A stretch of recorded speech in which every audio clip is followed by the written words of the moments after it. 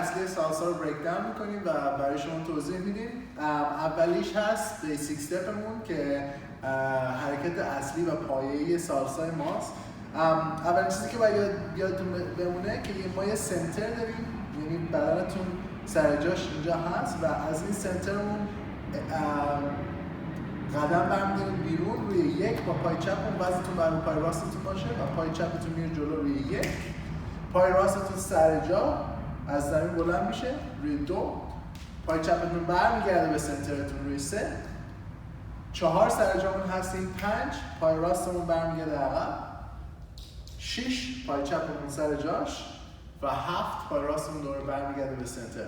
کاری که انجام بدین اینه که مطمئن بشین که هر دفعه که استپ میکنین، هر دفعه که قدم برمی‌دارین پاهاتون رو از زمین بلند میکنین. حتی هم یکم سریعتر اینطوریه.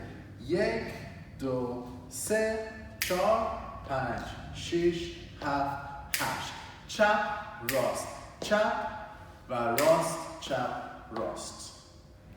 1 2 3 5 6 7 1 2 3 4 5 6 7 8 1 2 3 and 5 6 7 and left and left and chop راست چپ راست چپ راست.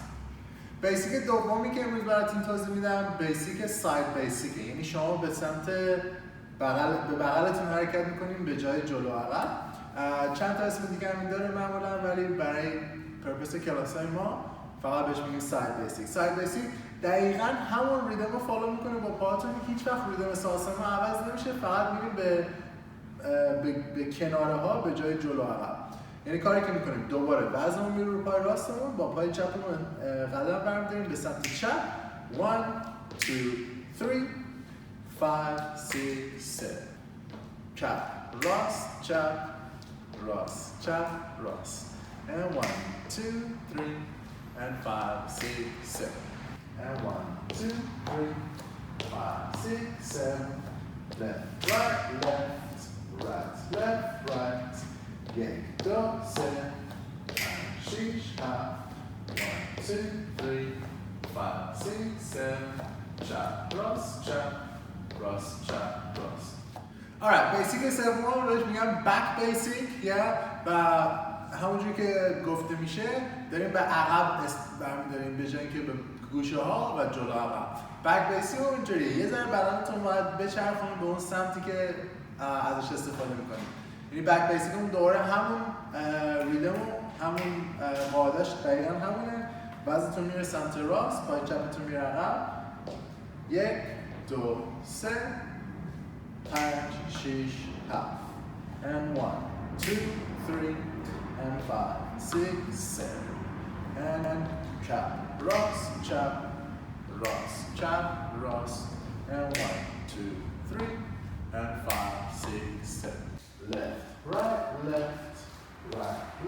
right 1 2 3 5 6 7 chop راست chop راست chop راست 1 2 3 4 5 6. بچه‌ها وقتی که اینو یاد گرفتین خودتون انجام بدین، تنهایی تونستین اینو تمرین کنین و با موزیک تونستین انجامش بدین، بعدا میتونیم شروع کنیم با پارتنر رقصیدن و امیدوارم که این کار بتونین تو خونه خودتون انجام بدین. استودیو نیاز ندارین و هیچ چیز دیگه نیاز ندارین. تنها چیزی که نیاز دارین فقط شما اینو یکی که باش بتونین برقصین. این حالا اسمش جورجیه و کاری که میخوام انجام بدیم حالا میخوام تمرین کنیم که چجوری حرکتایی که انجام دادیم و یاد گرفتیم و با پارتنر انجام دادن. اولین چیزی که باید بگم اینه که خانم‌ها دقیقاً همون کاری که انجام دادیم و انجام میدن. تنها فرقش اینه که خانم‌ها با پای راستشون عقب شروع میکنن، آقایون با پای چپشون میرن جلو و خانم‌ها روی قسمت دومش شروع میکنن. یعنی من شروع میکنم جلو رفتن روی یکم 1 و خانم‌ها با پای راستشون میرن عقب روی یکشون 1 2 3 and 5 6 7 1 2 3 5 6 7 چپ راست چپ راست چپ راست. برای آقایون، برای خانوما راست چپ راست و چپ راست چپ. نه جوری که خانوما رو باشون کانکت میکنیم اینه که شما خیلی ساده دستتون رو فقط میارین جلو و خانم‌ها دستشون رو میذارن اون رو و کاری که انجام میدید با این سه تا انگشت پایین کانکت میکنین با دست خانم‌ها و بقیه‌اش خیلی ریلکسه، یعنی باید نمیخوام قوی خیلی بگیریم دست خانم‌ها رو، خیلی ریلکس و به این میگن اوپن هولد، یعنی کانکشن اوپن. بعد کاری که میتونید انجام بدید یه کانکشن هم هست که بهش میگن کلوزد هولد، این کانکشن بسته و کاری که انجام میدید دست راست آقایون میره زیر شونه خانم‌ها و دست چپ خانم‌ها میره روی شونه آقایون و دست چپ آقایون کانکت میکنه دست راست خانم‌ها و میتونید بیسیکمون رو اینطوری هم انجام بدیم. 1 2 3 and 5 6 7 and 1 2 3 and 5 6 7 و حالا ساید بیسیک و بک بیسیک.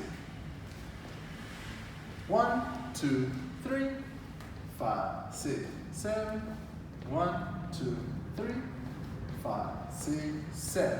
موقعی که بک بیسیک انجام میدین تنها کاری که باید انجام بدین اینه که اون دست طرفی که باز میکنین رو باید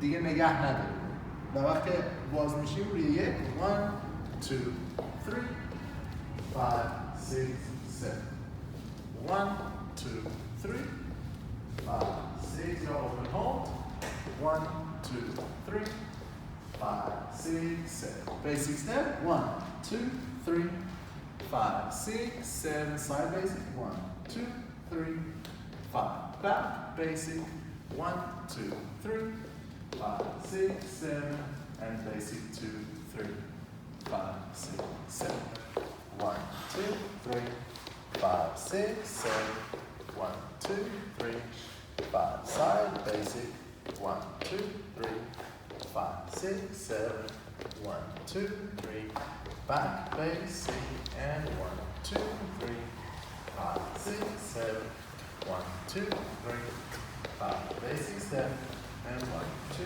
3 5 6 7 1 2 3 5 6 7. بچه‌ها خیلی ممنون که ویدیو رو نگاه کردین. این اولین کلاس سالسای ماست و زیربنای سالسای ماست. باید مطمئن بشین که خوب یاد میگیرین که بتونین از این به بعد برین جلو.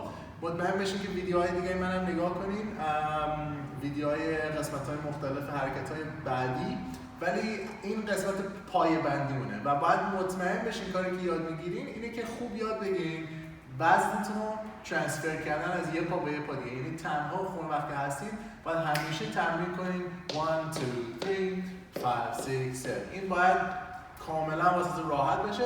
بعد از اینجا میتونیم شروع کنیم بریم جلوتر و حرکت‌های مختلف انجام بدیم.